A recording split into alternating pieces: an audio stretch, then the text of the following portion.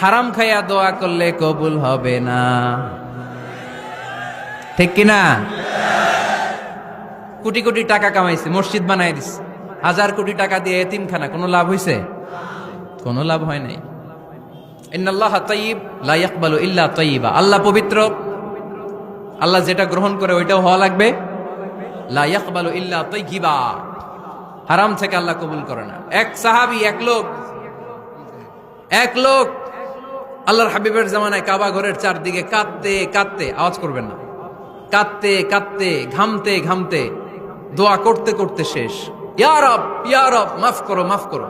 সাহাবীরা দেখে বলে, এর চেয়ে বেশি আমল তো কাউরে করতে দেখলাম না, আজকে তার সব দোয়া কবুল।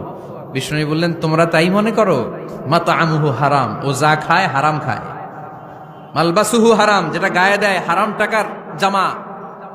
মাশরাবুহু হারাম, ও যে শরাব খায় এটা হারাম। আন্না ইউস্তাজাবু লাহু, আল্লাহর কি ঠেকা পড়ছে তার দোয়া কবুল করার? ঠিক কি না? হালাল থেকে সামান্য দান করলে আল্লাহ কবুল করে। হালাল যারা খায় তারা মুস্তাজাবুদ দাওয়া।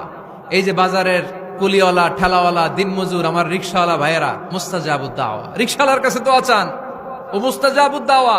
ওরে ধমক দিয়েন না, ও দোয়া করলে আপনার জীবন উজালা করে দিবে কে?